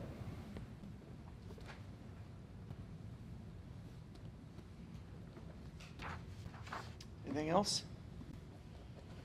Just one thing, Rhode Island and Delaware combined. Oh, really? Connecticut. Connecticut or Size of Rhode Island and Connecticut. Delaware combined. I didn't know that. Connecticut. Well, I think that's very helpful to me, and I will form a response that represents everything that I do. Yeah. Perfect. So much. All right. I wish we would have had this conversation before I responded to the survey, because most of these questions, I thought, what are they asking? But I did my best, but I'm afraid I probably didn't answer them all very favorably, but I didn't get it, so You could try multiple times, do it again. I could do it again. Oh. You didn't hear that from me, but. Yeah, well, but your comments will be included in my. You know, I didn't work. Yeah. She's on the axe. Okay, so we'll move on to item F, and that's Safe Routes to School update. And our rock star of the day, Teresa's here, so. Yay, rockstar. How fun. We have to wait a moment for the setup. We have a brief presentation.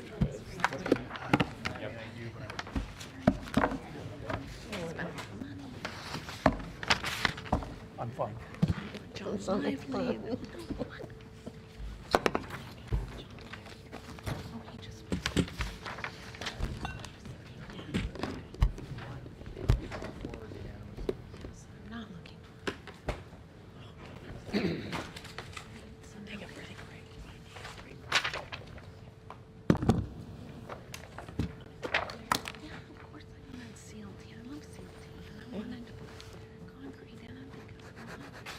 Should we just drive it or drive? You couldn't tell me. Turned on it too, it was steel green, not red. Okay. So anyway, I know. we're going to be doing purple. Easy I was think there. if you just click it. Yeah. Okay. Yeah, okay. All right, good. His attorney goes back, and he's there. That's good. Yeah, that's on there. Yeah. Refrigerator. Architect's just gonna do some plumbing like the rest of it. I do too. Okay, I think we'll go ahead and get started. Good afternoon, my name is Teresa Brand, Transportation Options Manager for Point to Point, which is the Regional Transportation Options Program, and we're housed at Lane Transit District. I'm here today to share an update on our Regional Safe Routes to Schools program. At the same time, I also want to introduce a couple of our team members that are here this afternoon. Gilly Garber-Yance, our new Point to Point Schools Coordinator who took over for Carolyn Chase. And then also Sarah Maze from 4J. She's the Safe Routes to Schools Coordinator for 4J School District.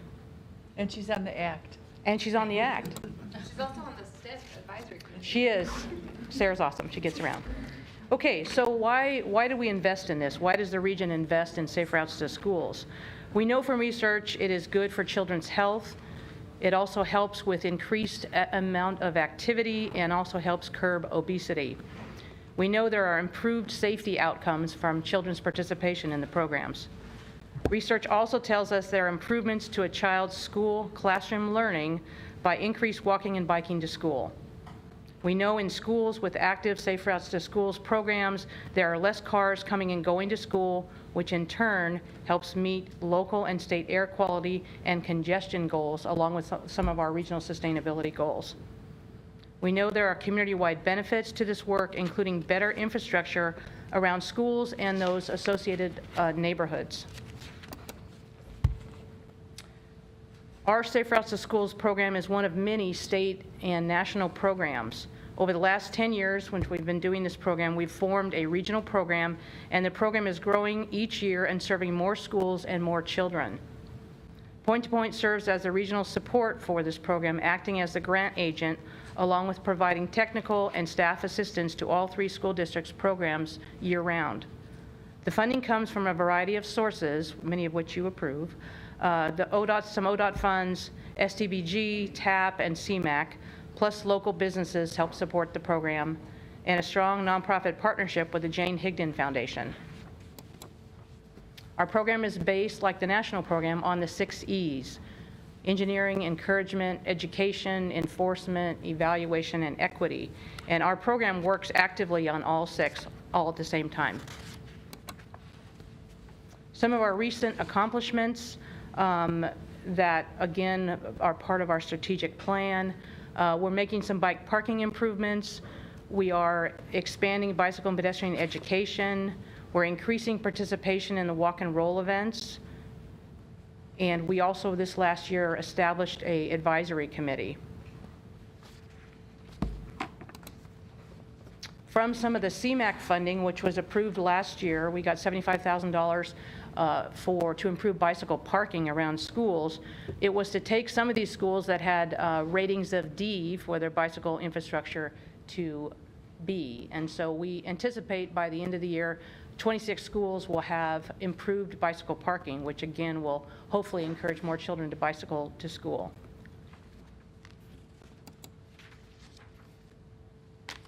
Since 2013, 7,146 students have completed bicycle education in the classroom.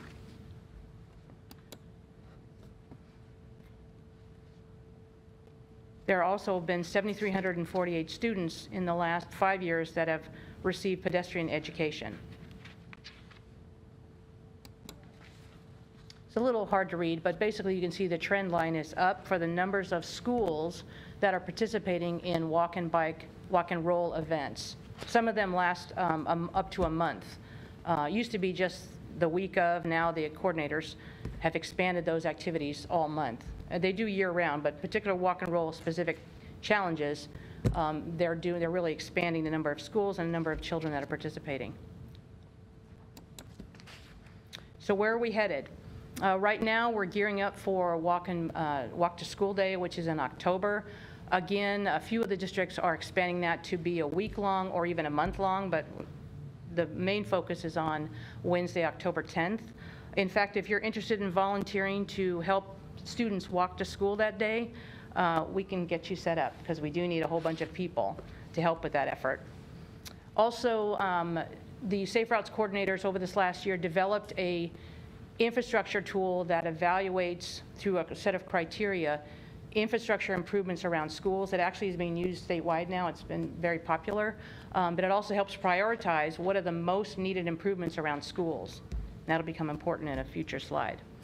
And also, due to some funding that we received from CMAQ funds, we've also been able to add some assistants, Safe Routes to Schools assistants that work for us that help the 3 coordinators expand their program, which has been dramatic. It's been fantastic. So that really has helped us reach more students and expand the program. In regards to our strategic plan that was completed a couple of years ago, that has goals around expanding bicycle and pedestrian education. We are growing the number of schools participating in walk and roll events. Again, we are inventorying and looking at the deficiencies around infrastructures around schools. And over the next couple years, we hope to come up with a plan for creating a comprehensive crossing guard program regionally, which is something the school districts all want, but it's a really tough nut to crack. To get it funded and have it continue to be funded is difficult. So again, this tool that's been created has been very helpful, and it's going to become more important as we move into the future, because there are now, as you know, dedicated funds for Safe Routes to Schools infrastructure, and knowing what you need and how much it costs around the schools help you compete, and will help us regionally compete for this infrastructure money that can be used around Safe Routes to Schools that's funded out of HB 2017. So that's really going to be amazing. It's going to really help us take care of some of those infrastructure improvements. And LCOG's been very helpful in helping with the prioritization. We're about halfway through the 48 schools of evaluating infrastructure needs around the schools. And LCOG hired some students last year, and they're again agreed to do that this next year to help complete all 48 schools, which will really set us up for future years to apply for this ongoing funding. So it's really going to be exciting. I'd like to invite up Sarah Maze from 4J. She's going to share a couple of highlights before we conclude of what's happening in 4J. You'll just come over here.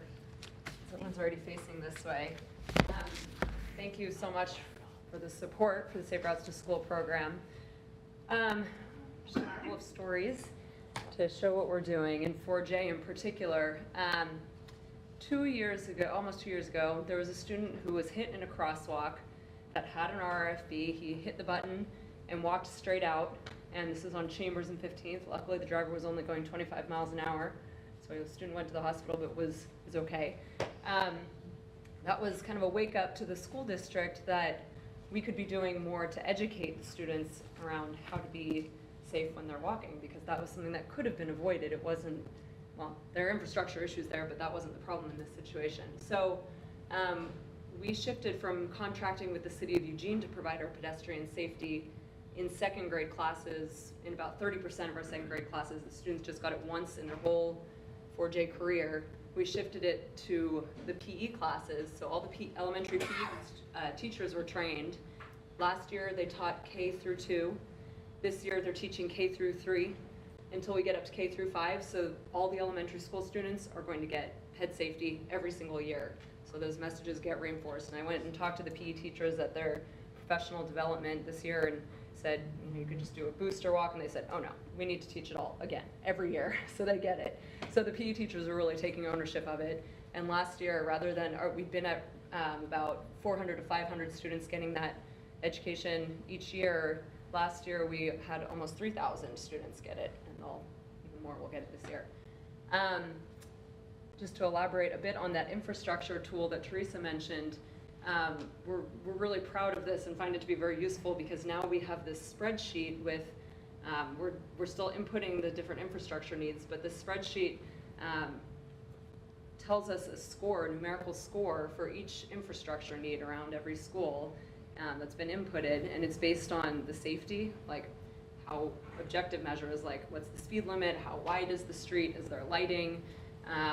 It's based on equity, the student population, how many students at that school receive free and reduced lunch, are English as a second language learners, and then it's also based on, the score is also based on what else is around that school or that project where people would also be using it, like apartment complexes or retail or places of worship. So we've already been using this to work with the city, for example. I've gone with them and sat down and looked at what are the projects that are scoring in the 80s and 90s, and how can we prioritize those for pavement bond measure funding or for applications to the state infrastructure funds. And then just one last thing, 4J is partnering this year with the YMCA after-school program in this win-win situation, which is both an encouragement and education program. We're going to be having bike celebrations or bike rodeos in their after-school program. It'll be their enrichment activity, but they're helping us out by helping us staff it and toting around all the equipment. And so in 13 to 15 elementary schools out of 20 in 4J, we're going to be having these bike rodeos in the fall, and then perhaps even repeating in the spring, so that kids will get a chance to ride around through a traffic garden, pedal a bike-powered blender and make smoothies and do other bike games. And it's partly just for fun, but at all of these events we end up with a kid that learns to ride a bike for the first time, or that just goes around in the traffic garden for half an hour, and you see them make a shift from being really shaky on their bike to actually being able to stop and start, make turns. So it's a really good education opportunity as well. So thank you again. We really appreciate the support. Just a couple of final notes. We also have very strong partnerships with City of Eugene River House, who has been doing bicycle education since the BTA moved back to Portland. And they've been doing that for a number of years. And this last year, finally, after years of effort, we've been able to have Willamette Lane come on as a large partner to be doing bicycle education and pedestrian education in Springfield, which is really will help us expand the program. And we have a long-term funding support for bicycle education from Jane Higdon Foundation because of the tragedy that happened in their family. And we have also numerous sponsors that have come on, Sanipack with the garbage truck and all kinds of stuff, people that want to invest in this because we know it makes a difference and it's impacting a lot of children. So we're feeling really good about the level of partnerships we've been able to expand the last number of years. So any questions for our staff coordinators? Yes.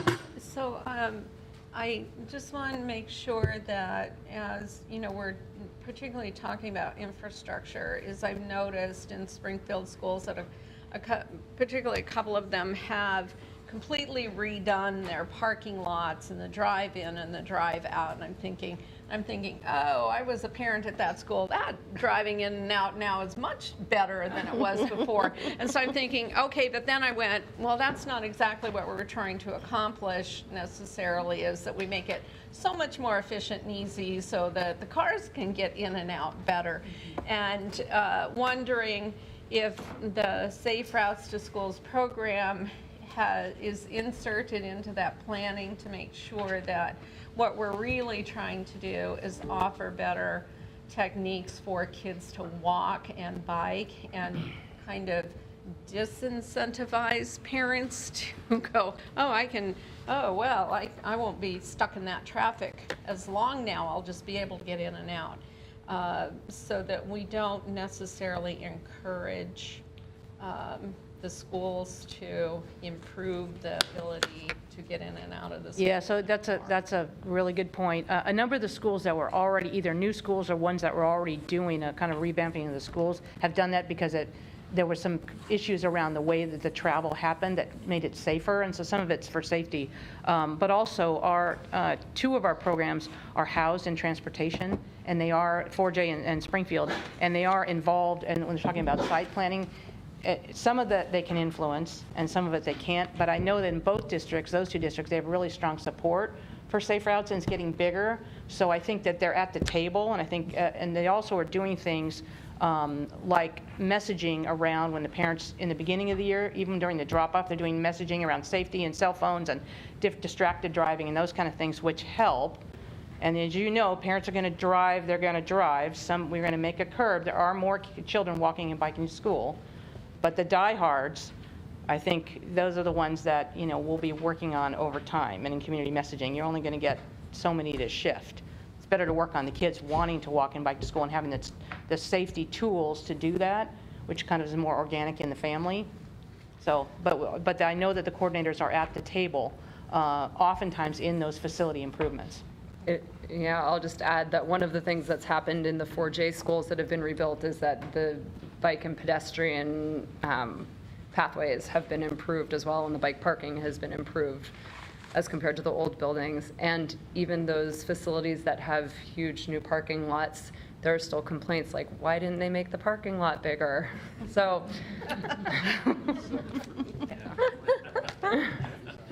Other questions or suggestions?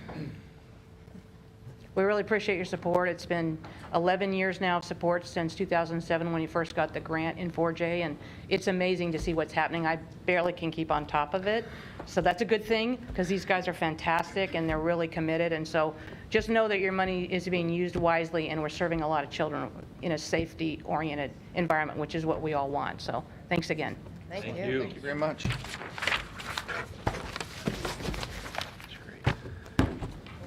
So item G is follow-up and next steps. ODOT update.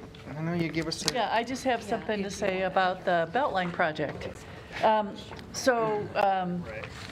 We have a citizen advisory committee that's starting up. This is the work in advance of the Beltline Highway corridor improvements. What we hope is to have a build alternative and identify a phasing strategy by the summer of 2019. We've held one open house in April, and we've gathered some public information. We're establishing our citizen advisory committee. Our first meeting will be in October. The steering committee, that includes Councilor Surratt and Clark and Commissioner Farr, has met during this phase and will be engaged in the future after the CAC meets to determine the final set of improvements and implementation strategy. And we still don't have construction funding identified at this time. That's my update. Franny, I'm inserting this question here because it may be for you and it may be for somebody else at the table, but this is the best place to ask it.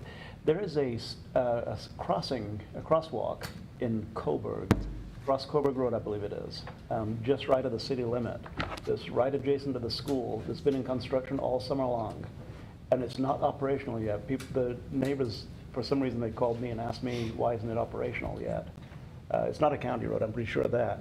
No, and I don't know if it's state or if it's the city of Coburg, but everybody anticipated that the crosswalk was going to be operational the first day of school, and it wasn't. Yeah, that's interesting. If anybody at the table can answer that, if not, I can research elsewhere. I can find out the answer. I think Jeff might. Good. Oh, good. I literally was exchanging emails about this about 20 minutes ago. Sorry, I was listening Okay. at the same time. Because I had the question asked to me. Jeff Curtin, City of Coburg. So our project, who was managed by City of Eugene, coincided with the Lane County overlay project on adjoining roads there. when Lane County constructed their project, they changed the crossing and where the button was going to be.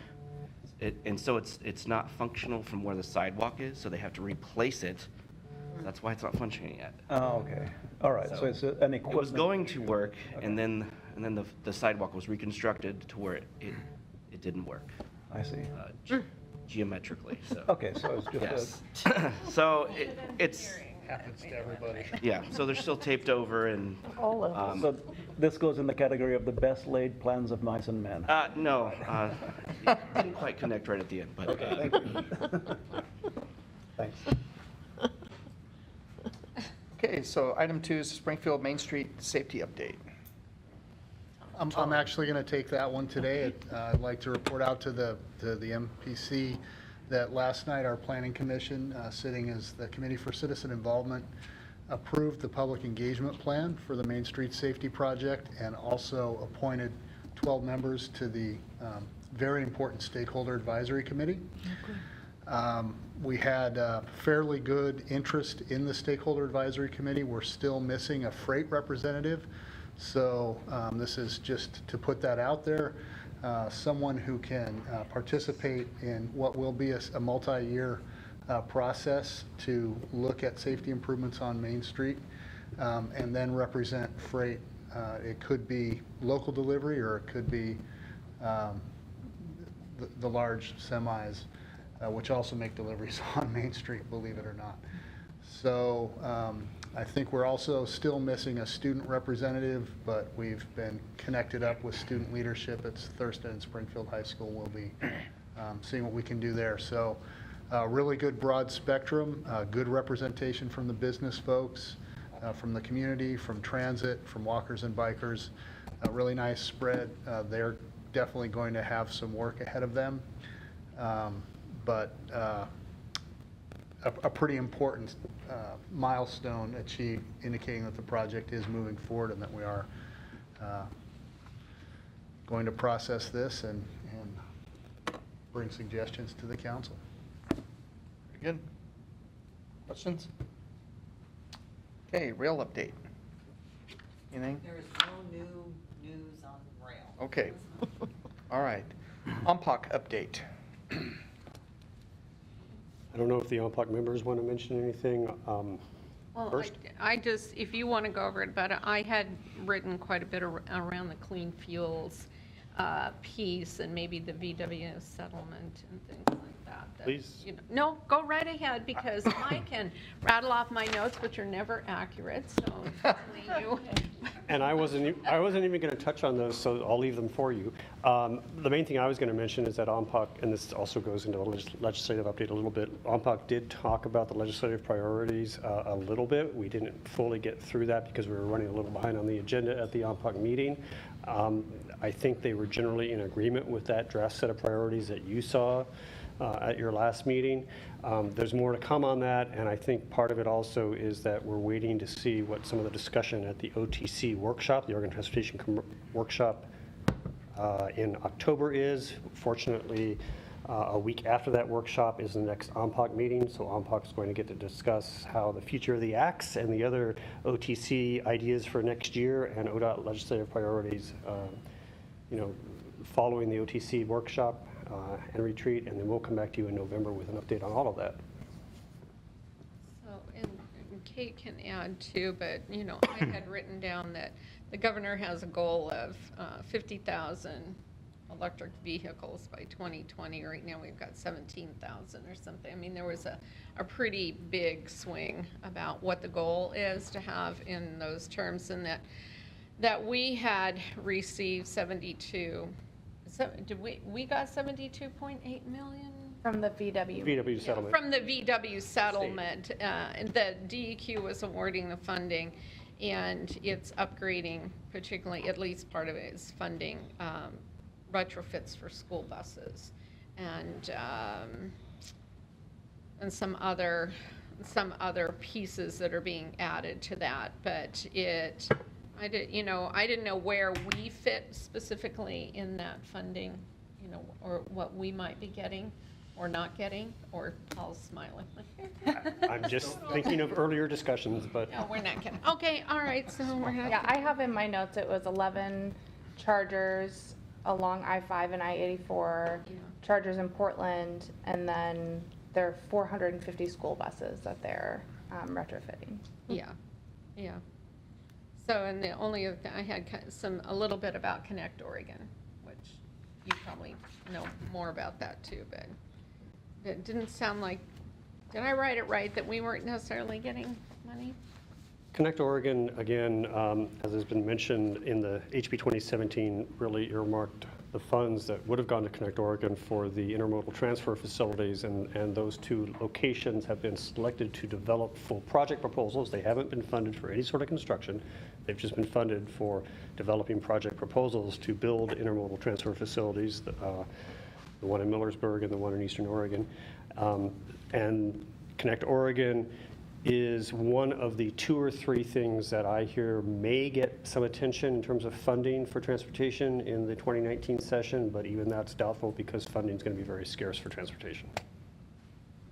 So the one thing that I think that we might hear is because we had our set of legislative priorities, and I don't know if we ever actually completely gave a head nod or a vote or anything that we want that to go forward to, and I'm partly saying that because I'm about to meet with John Lively here in a little bit, and he's going to want to go over our legislative priorities. Or at OMPOC, we didn't finish going through it, is so that we have something sooner rather than later, because the bills are already being introduced for this next session, which is a long session. So I'm looking, where we are with the priorities and what we might want to do with them. Yeah, unfortunately, you're correct that, OMPOC didn't finish this discussion, and I recall that it was lunchtime, we said we'll come back to it, and then at about 2:30, I was going to say, Chair, we need to come back to it, but everybody was already packing up.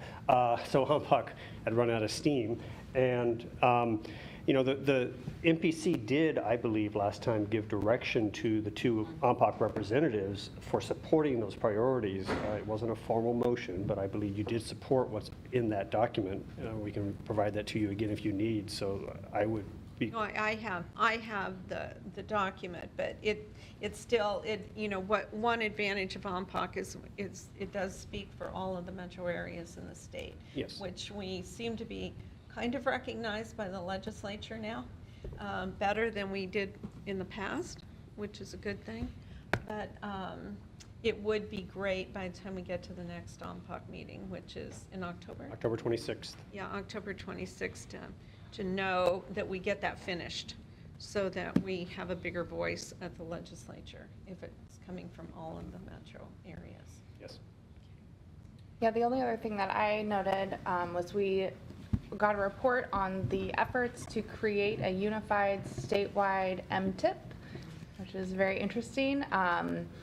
The purpose is to do some standardizing for the STIP. A work group has been formed and they've been meeting since March. There are 72 people that were invited and about 8 to 10 people show up every time. So, I mean, obviously that's another kind of really difficult goal with coordinating for all the different regions. But the goals are to look for something that's more transparent to the public, that's scalable to meet the needs of the large and the small MPOs, consistent with state and federal standards, and will interface with the SCIF facility plan. So they've basically just been talking about what is needed versus what is desired to be able to achieve this, and they're hoping for a mapping feature, query capability, and how to meet the needs of each MPO and what they are. I'm just going to add to that if I can real quick. It was an OMPOC project. We've mentioned it before that, the MTIP database we use results in these spreadsheets. These spreadsheets were developed in the late 90s because I was tired of ODOT using Word documents. And so we finally, I think Tom and I and some other people got together with ODOT and they developed this, and it really hasn't changed much in 20 years. And some of the other smaller MPOs are using even more antiquated systems, and Portland Metro's MTIP database is failing, and it's in an outmoded software package that they can't update.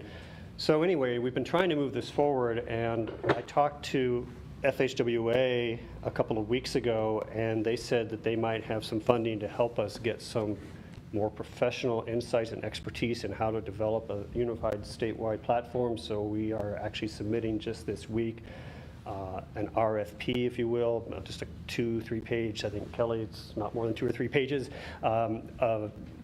asking for some technical funding from FHWA to put on some statewide effort, behind this statewide effort. Okay. So Lane Act update, I know we're going to Florence. Yes, next Wednesday, September 12th is the next meeting. The meeting will be in Florence. We did this last year, and it was a successful meeting.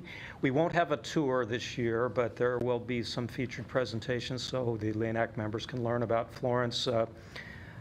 There's a presentation about the Florence Municipal Airport.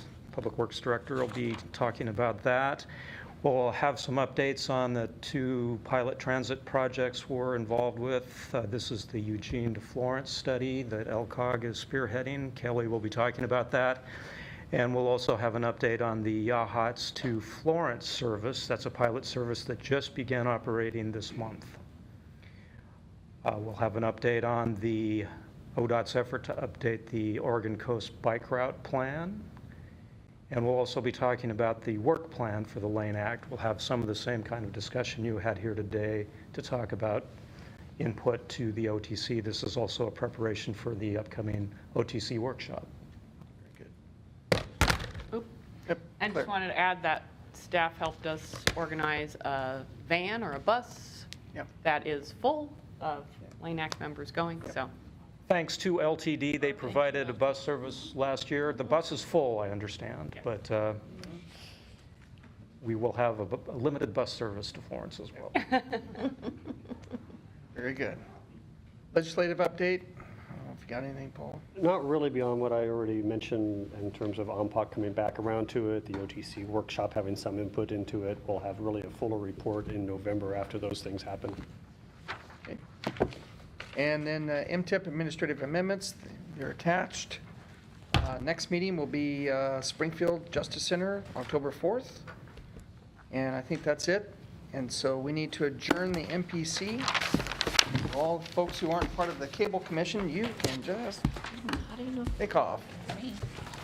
That works. I know who I am. Be gone. I didn't. Oh, me? Yeah. Yes, and I think it's not. It's just Lane County, Eugene, and Springfield. I do stay for the last meeting. It's just Lane County, Eugene, and Springfield. Bad time to have one.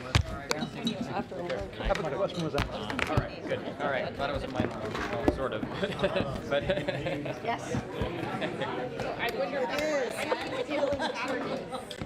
Claire, it doesn't mean all that much. This is just Comcast. No, I just. Fees are up, and that's it. He That's knows about the only time we meet, so. I Yep. thought it was pretty innocuous. Yeah, So the board's performing. And I said, and I think that's the real issue is that if you were to do that, then basically. We got it, cities. Well, Okay. I thought they were only going to Maybe I'll call me. Time to pound the gavel. So we've got another meeting that we need to be engaged in, so. Hello, staff, take it outdoors. Thank you. You have a gavel. Sorry. You have a gavel. Lots of paper. Drummer. Yeah, I was going to say I can do the John Bonham gavel. How about 2 more paper? Yeah. That's okay. All right. Okay, so we're going to open the Metropolitan Cable Commission to order, and Comcast franchise renewal update. Ann Davies, welcome. Hello. So I'm mainly here to just give you a quick update of where we are with negotiating the new franchise renewal and the settlement of the fee review. As you may be aware, the current franchise expired in August. So the jurisdiction scurried around to get an extension. So we have an extension for the current franchise that goes till January 1st of 2019. That puts us working backwards to approval from MPC next month. So we're scurrying to try to get MPC to approve a draft. And then the jurisdictions will have to go through the process of adopting their ordinances so that we can have this all up and running by January 1st. It's a 10-year franchise this time around. Last time I presented, there were some requests that we actually get a draft of what we're working on. So what I've passed out just now is the current franchise, which is the language that's existing right now. And then there's another draft that says draft dated 9/6/18. That is, it's a very rough draft. It has some provisions in there that aren't settled yet, some that we're still negotiating, but I wanted to get something down on paper for you and for Comcast to start working through. We will be meeting with Comcast twice a week in the next month so that we can get this done, and Comcast has assured us they're going to be working hard with us to try to get this done so we don't have to ask for another extension from the jurisdictions. The table that I've presented to you is similar to a table that I presented earlier. It's more of an updated table, and it has the current status as of July 18 with the added column on the right. We've really worked through a lot of these issues, and we've come to an agreement with Comcast on almost all of them. There's still some outstanding issues that I wanted to just quickly point out. How much do we have? 5-10 minutes to go over? Okay. So one of the main issues is who's going to pay for the fee review that we did. There was some conflict between Comcast and the local franchising authority on what exactly the current franchise said as far as who's going to pay for the fee review that we did. The Comcast took the position that they only had to pay if it was an audit and it wasn't an audit, or the other way around, I can't remember.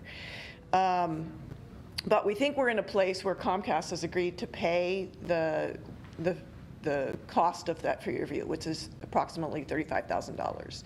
And then there's another $23,000 or so that was the time that LCOG put in. So they've agreed to pay the amount for the consultant and the amount for LCOG in negotiating the fee review. So that's good news. The consultants put together that chart that I haven't passed out yet, that you've seen before. This was in a previous staff report that shows the results of the CPA when they did the fee review, what Comcast had underpaid during the previous number of years.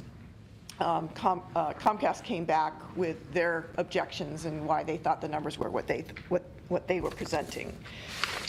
So where we are with that discrepancy is basically splitting it down the middle, that we take Comcast numbers and Ash Pond School Co. is the consultant, and split the baby.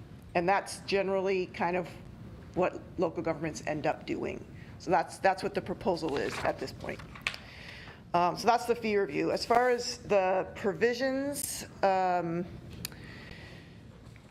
way the franchise works is the local government franchising authority is limited to recovering 5% of the gross revenues from cable services. So a big part of the franchise itself is, well, what are you counting for gross revenues? And so we've gone back and forth with Comcast in trying to clarify how we're going to define what gross revenues are in the franchise. We started out with a definition that the MAC, Metropolitan Cable, up in Portland, came up with a definition that they have in their franchise. And we vetted that through an attorney that the city of Eugene works with in DC, had agreed that that definition would be a good definition for us. And then Comcast came back and made some changes to it. So we're still negotiating through some of those issues. One of them is an issue that I mentioned to you previously, which is how late fees are going to be calculated. So we're still trying to work through those issues. Yeah. On that, what is considered the revenue? What is a source of revenue? For the late fees in general, or? What is? So the revenue that they get for cable. Cable TV? Cable TV. Or not internet access? Just Not internet, just cable TV. And how does DirecTV, how do they pay theirs? Oh, they don't. Never mind. Go ahead. So that, I mean, that's an issue that's starting to come up. It's like, what's cable and a big what's issue everything else? Because David Kelly, one time in this room, when we were city councilors many years ago, said, well, it was teleprompter at the time, has no competition. Well, of course they have competition. Yeah. But they don't pay franchise fees. Right. Well, in Eugene, they're not paying franchise fees, but they're paying 7% on the use of the right-of-way, which is more than the 5% cap. So Eugene's a little bit different because Eugene has ordinances that capture that non-cable revenue. A lot of jurisdictions don't. You didn't back then? Yeah, that's relatively new. So yeah, and we've talked about that before, that cable's going down and over-the-top programming is coming up. So that is creating, I mean, there's a lot of issues that's creating. One is that the cable revenues are going to go down. And so the franchise. I'm using DirecTV, but there are others other than DirecTV. The right-of-way that they're using, is that the air, or is it something on the ground? It's sometimes underground, it's sometimes the wires on the poles within the right-of-way. For DirecTV? For DirecTV, I'm not really sure how the technology. It's important that we know that, because, the allegation that it's an uneven playing field for people providing basically the same service I take that pretty seriously. Mm-hmm. Yeah, and that is one of the issues that I met with Comcast this morning. There's a competitive equity provision that we're negotiating. And that's exactly what you're talking about, is kind of what we're trying to get at. Remember David Kelly, by the way? The smartest city councilor ever. Seriously. This guy never forgot a thing. I know. And never forgets a thing. So what I just passed out was the draft of the competitive equity provision. It started out with what Comcast proposed. And then the city of Eugene forwarded it to their consultant in DC, who suggested the track changes that are on there. And it's really getting at exactly what you're talking about, where the cities and the county are trying to stay within the confines of what a cable franchise is, which is cable service. And so the Cable Commission, my position is the Cable Commission is only authorized to deal with cable issues. So that's what we have. That's what we have there is the Comcast trying to say, well, when we're dealing with competitive equity, we're also talking about those non-cable companies. And pardon me for hammering that, but I'm trying to refine the argument that it's an unlevel playing field, and try and determine that it really isn't. If we can demonstrate that it's not an unlevel playing field, which is a vague term, but people providing the same services being charged different rates for providing the service. Yeah. If we can demonstrate that's not the case, then. Well, yeah. So, and as I said, in Springfield, it's very different than in most places. So Comcast has put that addendum into other franchises, other places, but in those other places, it's not like Springfield and Eugene, where Eugene is already charging 7% on those other services. And at some point, I'd like to know what the 7% is being charged against. 7% of what? 7% of the gross revenues of those non-cable services. So 7% of my DirecTV bill is going to the city of Eugene. If they're using the right-of-way, it is. If they're using that, and that's where it's becoming. And Pam's not here. Pam Berrien's usually here to back me up on that technology. And we don't have any jurisdiction over that, other than when Comcast says we're not on the same playing field, yet we're being charged. So this is probably not a good time to hash it out, but I really need to be able to respond to that argument. Thanks. And that is, I mean, as the industry evolves, those become harder and harder questions to answer, because you're providing this service that Comcast is providing on a cable, and now they're over the top. So how do you deal with those? Here right now that you guys aren't getting a dime for. I can get TV here on my computer right now as we sit that you're not getting a dime for. So consequently, Comcast does have a legitimate argument that they're being charged for something that other people aren't being charged for. Yeah, if those other people aren't, and in Eugene in particular, they are, but, so a lot of those issues we're still working out, and we feel pretty confident in the next month we're gonna be able to get those all ironed out. So we will be, I'll present a staff report before that October meeting, and I'll try to put as much in it as I can so that you know what's going to be put in front of you, because that's going to be happening in October. But we've been working well with them for the last year and a half, and they've committed to coming down twice a week to make sure we get it done. Any other questions? It's not easy. Back in 95, we had the Council Committee on Telecommunications. That was me and Sean Bowles and Nancy Nathanson. We did a lot of groundbreaking work that went national. Yeah, right around the Telecom Act. It was, yeah. I think that's when it was TCI, Kate? It was. TCI. Yeah, it was TCI. Okay. Any other questions? Thank you, and appreciate it. Yep. And so if there's not any further business, then we are adjourned. Great, Thank you. thank you.